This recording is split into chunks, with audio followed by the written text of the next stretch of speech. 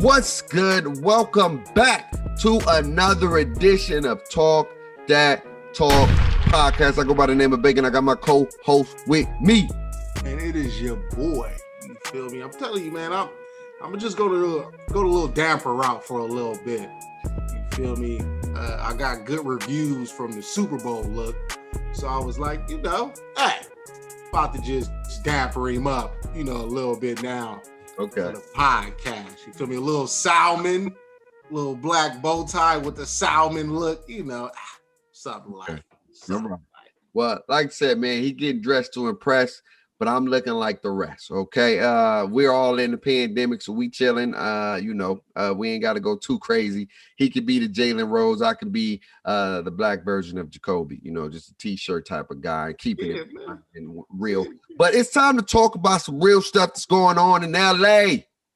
Is it panic mode or is it time for them to make some change? They already let go of my man Quinn Cook, who was on. He wasn't really playing as much.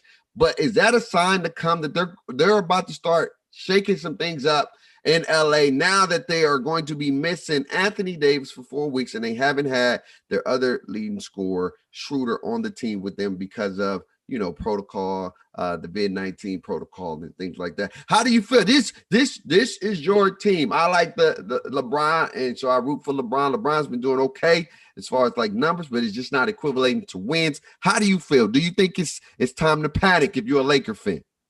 No, you can't panic. It's frustrating as a Laker fan because you want to see a team do well. And, we was off to a solid start, still trying to figure stuff out. And I kind of knew we were going to go through the motions of the regular season as is. I personally don't like the whole go through the motions.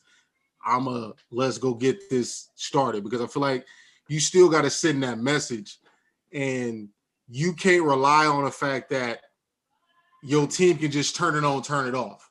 You feel me? There's still a young team, so to speak, when it comes to experience and going to go win. Because you think back to the Shaq and Kobe Lakers, like that team was older. Mm-hmm. Kobe was young, but all the surrounding parts was pretty much older outside of Kobe and D. Fish. B. Shaw older, Fox, Ori, Grant, so they understood how to cruise, turn it on. Then you had a Phil Jackson as the coach that, so Greg Popovich, certain coaches, certain teams can do that. And this Laker team, to me, doesn't have enough of those guys to turn it on, turn it off. So that becomes a little worrisome overall. Right.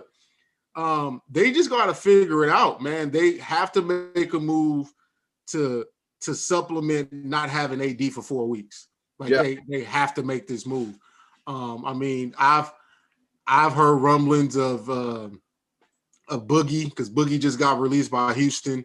Yeah. I've heard rumblings of Boogie. Blake Griffin's on the table if he get bought out.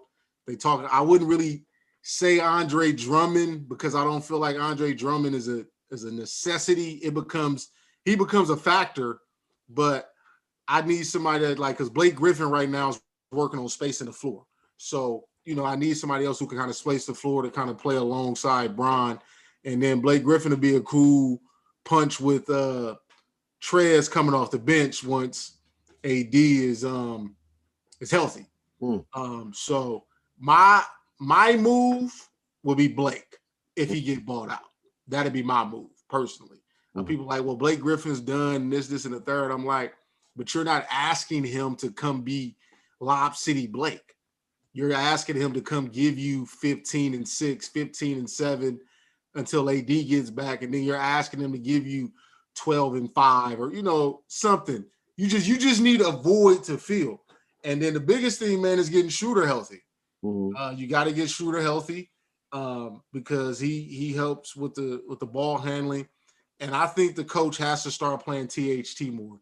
He has to be able, because I feel like when I watch him play, he's not free. It's like when we watched him in the preseason, he was free. He just coach was like, go play, young man. Right now, when he get in the game, it's like he ain't free. You feel me? He don't get a chance to really run the offense and just kind of be the guard to go get buckets. So they just got some figuring out to do. I would. You got some valid points. I would say with THT, um, he is free. He was free, but he was so free that it was like, yo, you need to come back in the house. It was like he was staying out a little bit over curfew, and after a few times, the moms and pops like, all right, dog, you coming in a little bit later by later every night. It went from 9 to 10 to 10 to 1. What's up with it? You gonna have to come in the house a little bit because I seen a lot of games that he's been playing. Like on the defense, he's been struggling, and on the offense, he's been struggling. They've been giving him the keys to the whip, and he hasn't been there. He hasn't been present. So he probably was asleep, probably was tired, probably not used to playing as much, probably not used to that aspect because he was struggling. He was struggling on both the defensive end, and you saw it in the Brooklyn game. And I think that was the game when it was like, all right, man, we got to figure this out because my man can't make a layup. My man is struggling getting to the bucket. My man ain't playing no kind of defense right now, and he's all over the place on what he needs to be doing. And so I think they brought it back. They dialed it in. It's like, nah, we gave you too much freedom. And then what was really disappointing right now, and the Blake is a solid option, but I think they need another rim protector. See, when AD was in there, he was a rim protector. Montrezl Harrell, he's not a rim protector per se. He can help protect the rim here and there, but he's undersized. But you got a Drummond, a nice size center who can protect the rim, who can get you some inside buckets, some easy points. You thought you was going to get that with Marc Gasol, but man, I swear I feel like Marc Gasol is going. It's looking bad out there. It's looking real bad for my man. Like he don't know. He don't have like when I'm looking at it, it's like he don't have a role. Like they haven't gave him like, you know, a role. Like, okay, we want you to be a facilitating big man where, you know, we run the offense from you at the top. You kind of do that. Or we want you to kind of score. Like he doesn't have a role. So I feel like, and then on defense, he always fouling some damn body. Because he ain't playing no defense, man. Call a spade a spade. Don't bail this man out. This is a soon-to-be possible Hall of Famer. I don't know, but for sure he's going to go into the Spain Hall of Fame and what he did for that country and what he did for his people and stuff like that. But in regards to his defense, it's obsolete. Marc Gasol used to be a defensive deck. You come in the paint, he used to at least pose some kind of threat. That man is out there just foul. And that means you ain't even trying to move your feet. You're not even trying to apply yourself on the defensive end. You're just hacking. He's like that guy in the woods that's trying to knock out the tree. He just keep hacking, and it ain't going no single where, but he's hacking, and he's a liability on defense. He's a liability on offense. He's a liability all around, and he's not giving them no kind of support. And this really, when I was telling my roommates, I was saying they shouldn't have got rid of Dwight Howard. And I know Dwight Howard is not the offensive guy guru, but he was the muscle. When AD got off that floor, he was the muscle to protect the paint. He was the muscle to help make sure you wasn't getting no easy buckets. Yeah, on offense, he wasn't getting you a lot, but he was giving you enough. He was a lob threat. He was a rebounder. He was a defender. He was doing a lot. He was coming and running the floor. Now, Marc Gasol, you do get more of the passing, you get a little bit more of the scoring, but he ain't been scoring or passing like that. He's throwing turnovers after turnovers, and I really see it's not a panic mode because, you know, when you get AD, you get AD. They need Schroeder, at least they need Schroeder, but they need another rim protector. They need somebody like a Drummond, and hopefully they do buy his contract because I think he would be a good fit for the Lakers. He's another person that can get you some inside buckets. He's another person you can drop it down there. He has a great inside game. And you got to think about it too. My man Drummond is going to play different than he's playing right now. When he's playing the Lakers, it's going to be a different Drummond. It's going to be a different Blake Griffin. You get what I'm saying? It's going to be different mindset, right? But I think Drummond helps them more than Blake because I don't know. Blake has been so injury prone. At least with Drummond, you know he's going to be sustainable. He's going to be able to be injury free. He rarely gets injured as much as Blake Griffin does. And I really believe Drummond would be the answer for the Lakers to help with some inside presence. I really believe that. And that's just my opinion.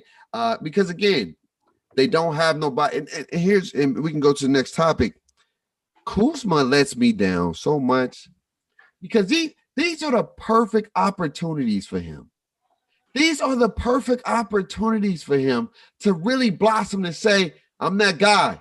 And every single time Kuzma has that opportunity, he lets you down after down after down. He's that girlfriend you always got hope that they're going to get it together, and they still is in love with the streets. In love with the streets, and Kuzma lets you down so much that you just be like, man, it's a lost cause. It's a lost cause for the man because you got AD out. You got Shooter out. This is your opportunity. Bron, I got you. I got you, Bron. We're going to get it together. Hey, I got you. And every time I get it. LeBron shot horrible from the three-point line yesterday, but when he saw Kuzma gets the rebound, I can't make this up. He gets the rebound, runs out,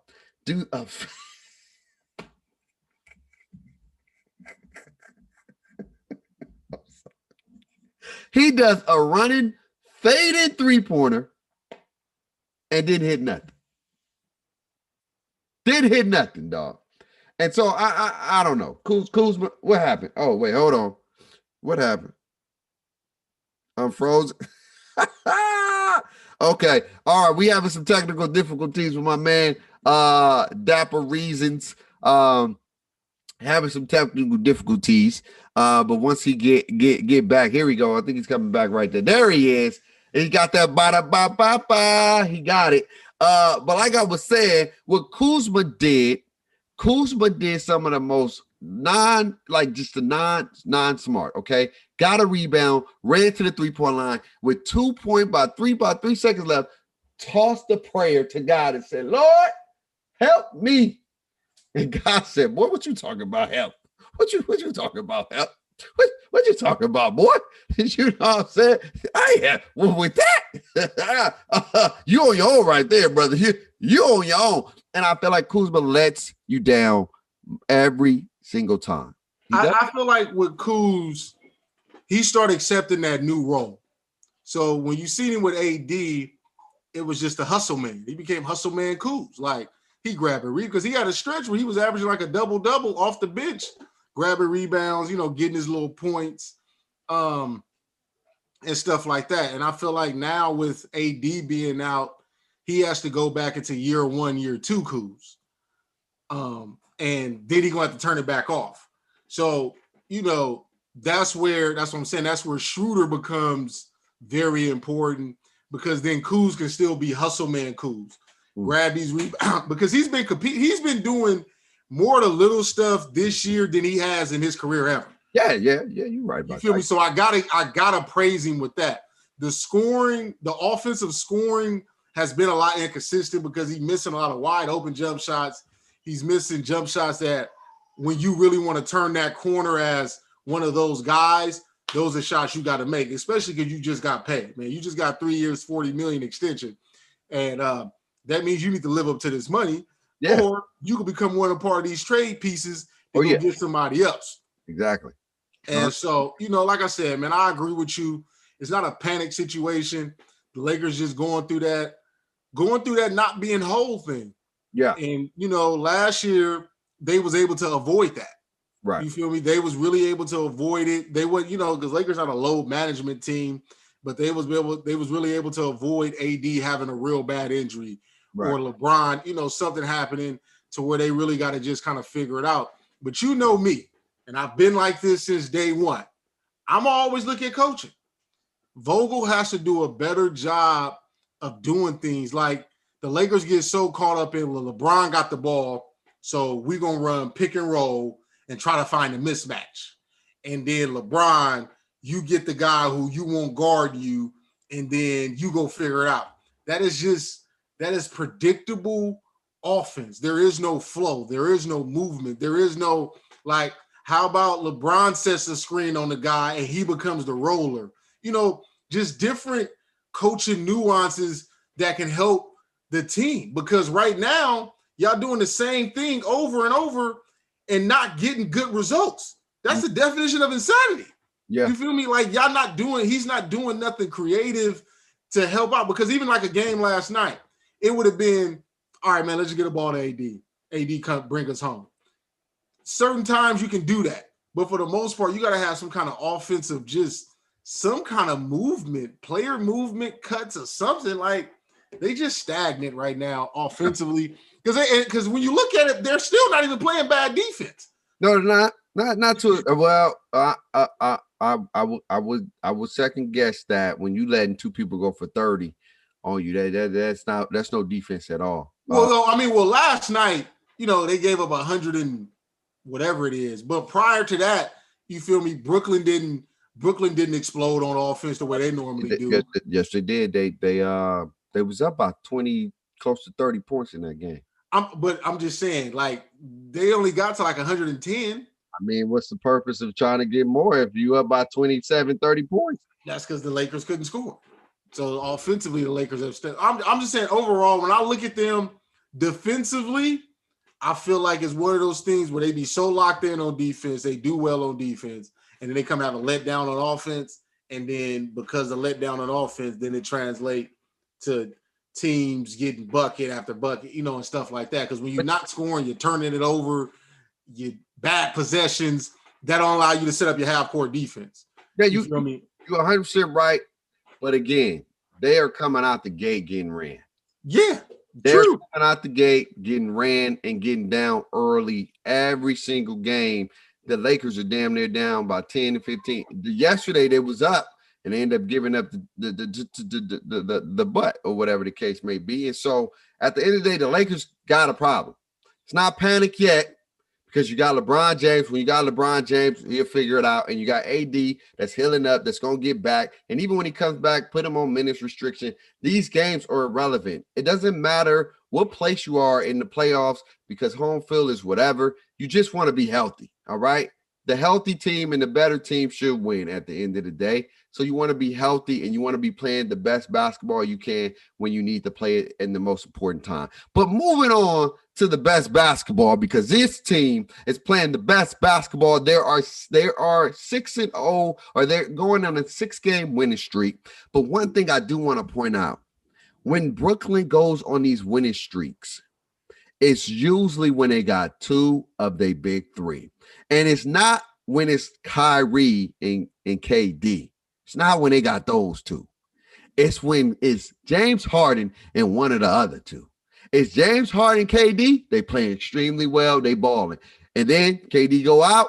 Kyrie come back. James Harden and Kyrie. They look like they is so in sync on this basketball court. They can't be beat. I feel like their turning point was in Phoenix. Down 25 points. 25 or 24 points at halftime. Everybody thought the announcers at halftime. I thought it was over. The announcers at halftime said, okay, it's over. They Phoenix about to beat the Philly. They about to beat Brooklyn. No. And they did it without Kyrie and they did it without KD. James Harden is the key to Brooklyn success. James Harden, not KD, not Kyrie, James Harden.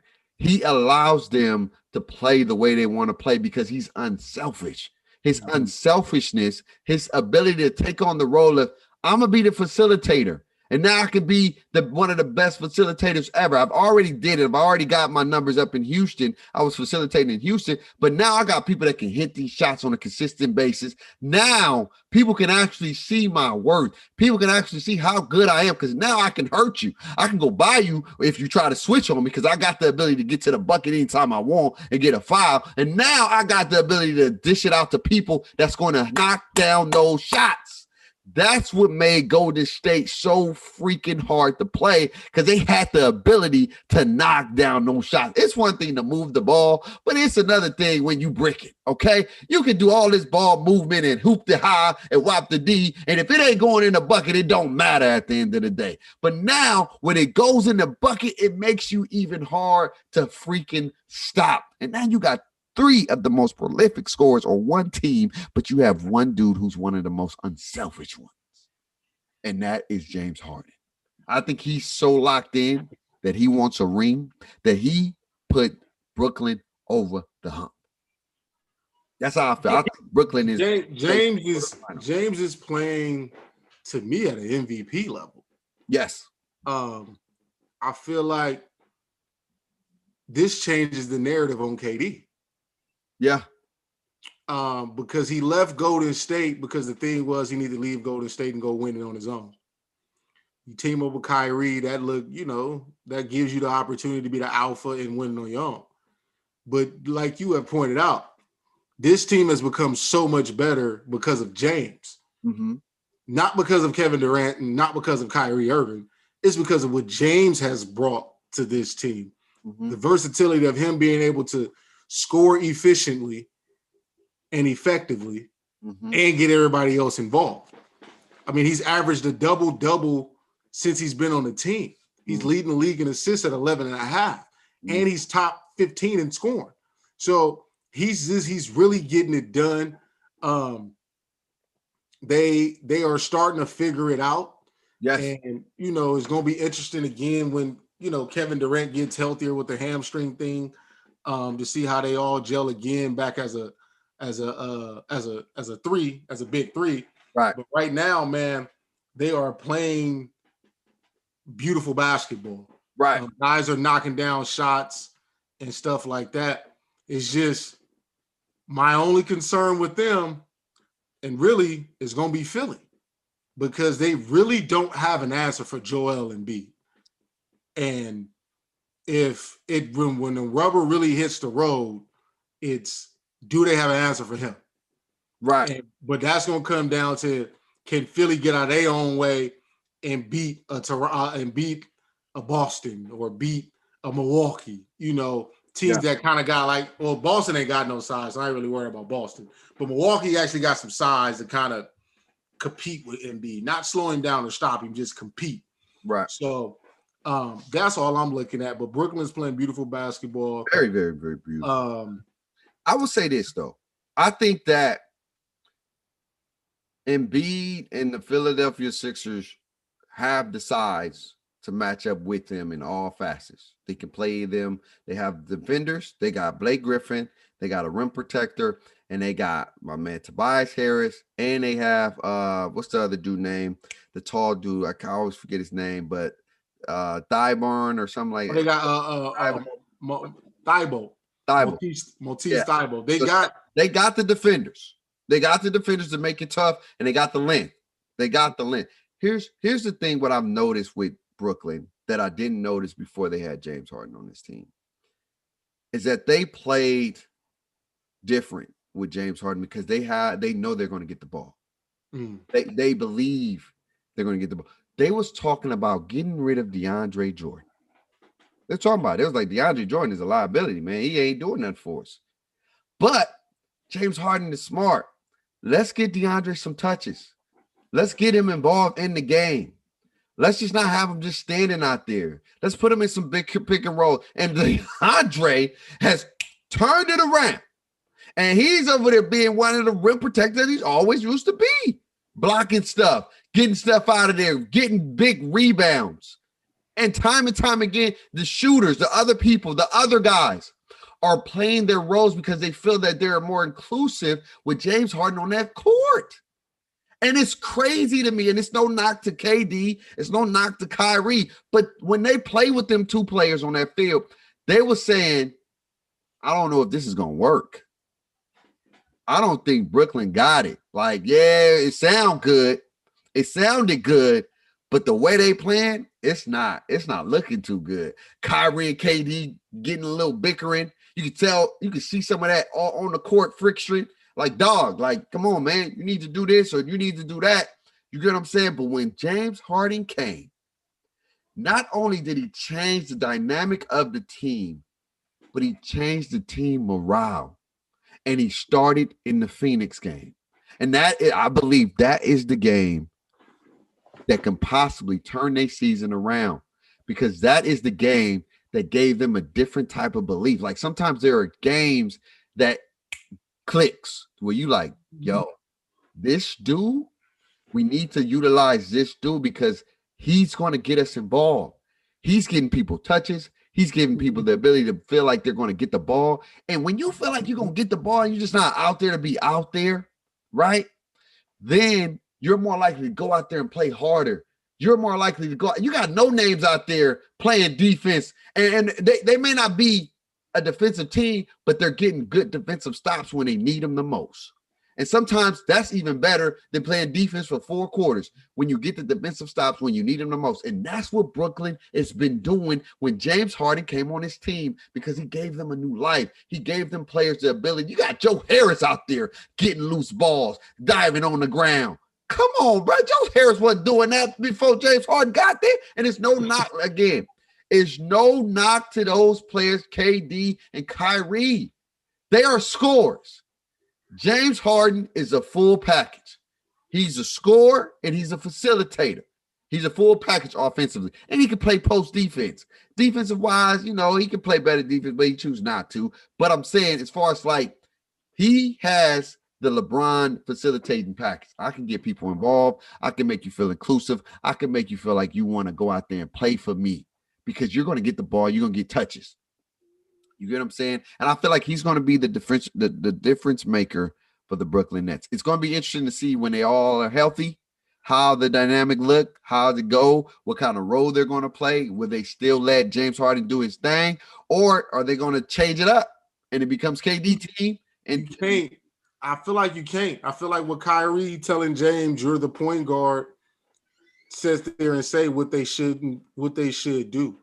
James being able to facilitate and understand how to keep people involved, and also understand when it's time for him to go get his buckets, is very crucial. So I believe Steve Nash is smart enough, along with Mike, Dan, and Tony, to be like, give that man the ball. Right. Kyrie, you go over here on this wing. Kevin Durant, you go over here on this wing. He's going to do his thing, collapse the defense. And then when he kick it to y'all can either shoot the set jump shot or do what y'all do and go get a bucket. Right. And so right now it's working. Brooklyn's looking real dangerous. They're looking and we just going to have to see. Continue to see how the rest of this going pan out. I still got Philly as their kryptonite currently. I feel like they could definitely be. You know, just I mean, I'm not saying Brooklyn can't win the series. Right. I just know Philly with Embiid poses something that they really don't have an answer for. No. And that's just, we just got to call it what it is. They really don't have an answer. Especially the way Embiid is playing right now. Yeah. Like he's a different kind of big man currently right now. The man just went for 50 the other night. He's playing like a big man. Yes. But the crazy thing is he still got the outside game that you got to respect. But he's going inside out rather than outside in. Yes. And he's looking good. And so, you know, right now my top 2 teams in the East is Brooklyn and Philly. And I hope it's kind of like the Lakers Clippers thing. I need that as an Eastern Conference Finals. That's what I feel like. That's what the streets need. It'll be interesting to see. And we'll talk about it a little bit later throughout the season and see how it unfolds. But this can dampen Kevin Durant's legacy. Just a little bit. I mean, because getting the ring is going to be cool. But when you look at it, if they get the ring, you're going to have to credit to James Harden. Because as constructed, I felt that they were a title contender. They could compete. But I just felt like, you know, it was going to be kind of hard, just like with anything, because it was all even. When they added James Harden, that kind of gave them the push. But now KD's walked back into a situation to where it's like, yeah, KD, you're that guy. But you got 2 of the most prolific scorers on your team as well, too. So, I mean, call a spade, dog. Like, because he just left with Steph and Clay. He left a stack team to come and build another stack team, bro. And you know what I'm saying? I mean, LeBron, you can say he got stacked, but he only got AD and he got pieces. Good, great role player pieces. That's all-stars. You got superstars on your. This is the LeBron when he had the Bosh and D Wade. Exactly. When you really got 3 guys that every night the team is like, oh they my go God, for 30 on you, 40, 50. It's like, oh my God, like, you know. So We gotta. We'll talk about it soon as we get closer to the end of the season. But we gotta talk about that because you can't say you the GOAT. You can't say you the best player. And if you gotta stack up your team every time, you gotta stack your team up every single time to be able to compete. Like I would have loved to see him do it with him and Kyrie because then it would have been an even playing field. But now you got a stacked deck right now. So if you don't make it to the finals, it's a bust, in my opinion. That's just how I feel. But anyway, man, we can talk a little bit about it, and then we can talk about these all-stars and who's remaining all-stars remaining, who should be on there or whatever. But you know who I'm very, very disappointed in right now. And yeah, I kind of know. It's the Milwaukee Bucks, man. They it's like we can do this two ways. Milwaukee Bucks is going this way. Toronto is going this way. It's crazy because they don't have Kyle Lowry. Kyle Lowry ain't been playing due to injury. And when Kyle Lowry's been off, they've been going up here. So Toronto's doing well. But also for Milwaukee, you got to factor in Drew Holiday's been out too. But they was losing when he was there too. Yeah, but they didn't go on a losing streak with him. They was just losing games here and there, kind of like everybody in the league currently. Yeah. But they've really hit a downward spiral since he's been out because he was their third person to go get a bucket, but he was also their, guard defender. Yeah. And Drew Holiday is just that vet that brings a calming presence. You feel me? I feel like when you got like the Drew Holidays of the world, just certain basketball players bring like that Rajon Rondo, playoff Rondo, where they just bring a calming presence to a record. Because it's not even that he's just been like, he's been an all-star performer and all that kind of stuff. It's just you see their team, he just puts them at ease. Mm-hmm. Like, all right, give me the ball, I'll go get this bucket real quick. All right, cool, we good now. All right, now let's go play. And they're back to Giannis or nothing, or Middleton go kind of create something out of nothing. You feel me? So I just feel like I need to see Milwaukee get Drew back. Yeah. For me to really assess, like, are they really on a downward spin? Because they gave up assets to get Drew Holiday. You feel me? He was supposed to be the piece that really kept them together and put them over. And when you're missing that piece, obviously it hurts. Your Toronto assessment is very interesting because that man, Freddie Van Vliet, is showing he was worth that whole contract right now. Yeah. And they just getting contributions from everywhere. From Chris Boucher, Siakam is playing well. He's not playing at the all-star level he was playing at last year, but he's playing well. They're just starting to gel and figure it out. We also have to remember Toronto's had to make the adjustment from living in Toronto to now they living in Florida. You feel me? So that's a whole different dynamic that's not necessarily being talked about, that these men have to move, especially a lot of the grown men having to move their whole family and the whole new adjustment with COVID and all that kind of stuff. So I feel like that's an adjustment that they have worked through. And another team on the East that's on the rise, because they just beat the Lakers last night, is Washington. They didn't won 5 straight. Yeah. Russ and Bill starting to figure it out. And all you got to do is make it to the 10th spot to give yourself a shot at a play-in. Right. And with the East not being super dominant and super strong, they right there. They are only currently right now, with that win last night, they are out of the 10th seed. They a game and a half back. Yeah. Out of the 10th seed. That's it. And we got a lot of basketball to play. A lot of basketball left. So they're getting hot. Again, it's about who's getting hot at the right time and who's healthy at the right time. But those are some teams we definitely got to pay attention to and watch out for. And it's going to be interesting. It's going to be interesting to see. But before we get about it, let's talk about these all-star reserves. I think they're supposed to be doing a live stream today to announce it. But is it today? I thought it was on Thursday. But is it Thursday? Is it Thursday or is it today? Which one? I don't know for sure. I thought it's either Tuesday, because I know if they doing anything on TNT today, it may be today. But if they're not doing a game on TNT, It then it may says, be Thursday. I'm looking at it right now. Selecting reserves is difficult and it's up to NBA coaches to make the decision. When the NBA 2021 All-Star reserves are announced Tuesday on TNT, worthy players. So it's today. It's today. We're doing it today. Right. What are some players who you think deserve? Let's focus on the East real quick. Who do you think should be on the All-Star team this year? Well, because the starting five is Embiid, KD, Bill, Kyrie, and Giannis, right? Yeah. So that's starting five. So my next seven, I got JH, Fred VanVleet, Jason Tatum. So JH, VanVleet, Tatum, Jaylen Brown, Julius Randle, Zach LaVine, and Trae Young. Is that 7? That was my 7. That's my 7. That's not a bad 7. I gotta go with James Harden, Zach LaVine for sure. If he don't make the All-Star game, it's a hypocrisy. Zach LaVine, my Julius Randolph better be on the All-Star team. Julius Randle's balling. He better be on the All-Star team. That is another one. Trae Young, how many is that? That's 4 for me. That's 4, right? Is that 4? Yeah, I think that's 4. 4 for me. I think another one can definitely be Vujicic from Orlando. He's been going off. You put some respect on his name. Oh no, I like him. Was he an All-Star last year?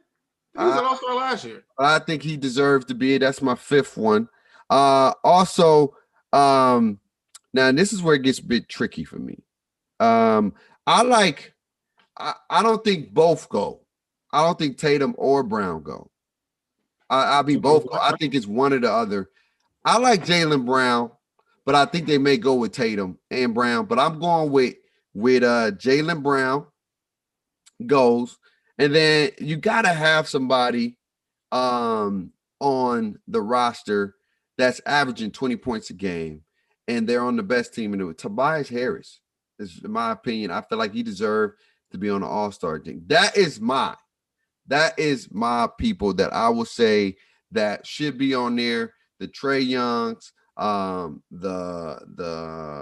Trae Young, Jaylen Brown, Tobias Harris, Julius Randolph, Julius Randle, my bad. Zach LaVine, James Harden, and Vujicic. That's what I'm going with. I know they probably put Ben Simmons, but he hasn't been playing the whole season. But that's why I said Tobias Harris. Tatum's been doing all right, but that's, you know what? I'm gonna make an amendment. I want to take Tatum off, and I want to put in Domantas Sabonis. He's a walking 20 and he's like 20 and 12 right now. He's a walking double-double. I feel like he made the All-Star team last year. He hasn't dropped off. If anything, he's elevated. A person that I was really rooting for who's kind of fell off was Michael Brogdon, but he's kind of fell off since I was on the Michael Brogdon hype train. So yeah, I want to take off Tatum and I want to put in Sabonis. Got you. Now, for me, in regards to the West, you got to have Donovan Mitchell on there. Donovan Mitchell is a sensational player, and he's working his way up to be one of the best superstars up here that's going to play this game. The way he can score and where he can play is solid. You got Donovan Mitchell for sure, in my opinion. I got Chris Paul. Chris Paul don't get no respect, man. They don't get this man no. He's like I continue to say, he's the off-brand LeBron James. He don't win the championships, but he turned franchises around. Phoenix wasn't nowhere near where they at right now. And who did they add? Chris Paul. Chris Paul is the defining factor. So I'm going with Chris Paul on there as well. Dame time. You know you're gonna have Dame Lillard. Who else? I would say now this is where it gets tricky for me. This is where it gets tricky for me. Because Zion's on the team, right? Zion's there, right? I mean, you got to put him on it because he didn't make the starting 5. So that's crazy to me. With So Zion, who you gonna start him over at the 4 between Jokic, LeBron, and Kawhi? I don't know. I'm just saying Zion got to be on there. I feel like Zion deserved to be on there as my 4th. Zion is one of those. Got 3 more spots. I got 2, 3 more. 3. Yeah, you got 4. You got 3 more spots. I like Darren Fox. I feel like Fox has been balling. Okay. I like Darren Fox. He's been balling. Now this is where it gets interesting. I got 2 more. 2 more. Now this is where it's up in the air for me. I if I had to pick, this is where it gets up in the air for me. I say, you know what? I'm because he's a sensational player. He hasn't been playing as much. I know he probably don't deserve to be there. Probably. Oh man, this is tough. This is tough for me. Got 2 spots, man. Come on, damn it. All right, here we go. I'll go Devin Booker. I'll just put Devin Booker on there. Devin Booker.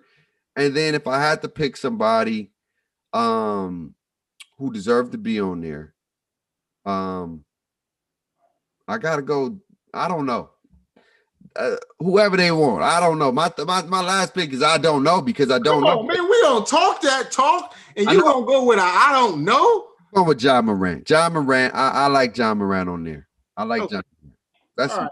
So here's my 7. I'm going Mitchell, Gobert, because I feel like you gotta have Rudy on there because the way they playing. I forgot about Gobert. Yeah. So Gobert and Mitchell. So that's 2. I'm gonna give PG his respect. I forgot about PG too. Oh, snaps. Yeah. So I'm gonna go Gobert, Mitchell, PG. Okay. I'm gonna go D Book. Mm-hmm. So that's 4. Mm-hmm. Zion 5. Mm-hmm. DeMar DeRozan 6. Okay. And De'Aaron Fox is my 7th. Wow, no Chris Paul. That is a slap in the face. Well, that's crazy. I don't want to hear it. That is crazy that you ain't got Chris Paul, who is damn near. I didn't heard it all. No Chris Paul? Are you kidding me? Are you kidding me? Time out. Chris Paul is not a person that I didn't want to pick, but I just want to, give it some new faces. Give it a little new face. So, but Chris Paul deserves to be an all-star. Like if Chris Paul's an all-star, I wouldn't. And no Dame Lillard? Wow. I didn't say Dame? No. Oh, okay. Hold up. Nah. Let me hold up. I thought I said Dame. Okay, hold up. So I'm gonna go Mitchell, Gobert, PG, Book, Dame, and Zion. That's it. That's 7. That's 6. That's 7. Nah, I said Mitch, Gobert, Dame, Book. So that's 4. Zion. So that's 5.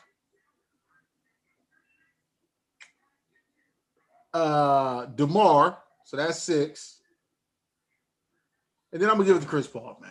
I'll give it to Chris Paul. So you took PG off. Ooh, okay. We're gonna take DeMar off, put PG on, and put Chris Paul on.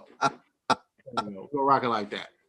I can see. I feel like what's gonna happen is you're gonna got Donovan Mitchell, Dame Lillard, Gobert will make it because they don't have that many big men as well. Like big men, like that's actually centers. PG will go. Zion for sure. He's gonna be on there. Now it gets a little tricky when it goes to Chris Paul, Devin Booker, and the other people. But that's where I'm going with.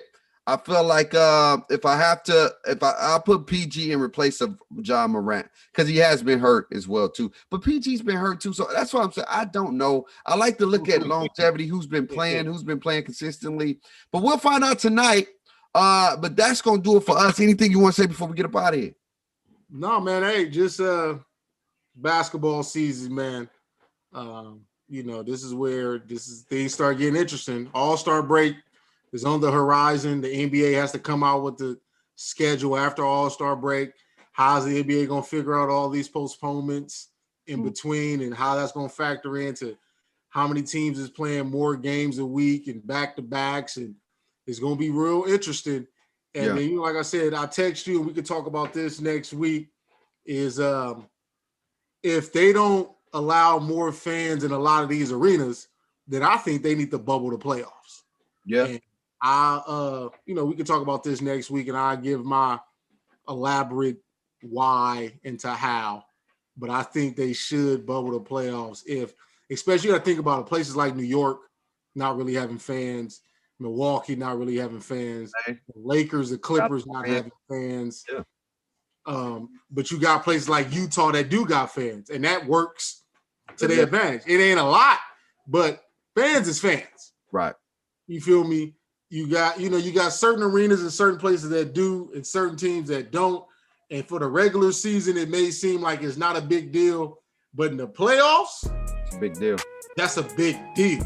You feel me? It changes the dynamic of everything and all that kind of stuff. So I think the NBA got some real assessing to do, and we'll see how that goes. But yeah, man, y'all let us know in the comments below, who are your reserves that you feel that should be in the playoffs? Not playoffs, but in the All-Star game. I'm already thinking about the playoffs, but in the All-Star game, let us know. We'd love to see it. Look, again, all these people that's been playing hard, that's honorable mentions, y'all deserve to be there. It's your stuff. You ain't got that many spaces. And it is what it is. I feel like eventually you're gonna see a lot of more of those guys like the Ja Morants, the Devin Bookers, and more All-Stars as the years come to goes, and the greats like the LeBrons and those people start to retire as well too. So it is what it is. But always remember to stay safe, stay blessed, and to talk that talk. We'll see y'all soon. Peace.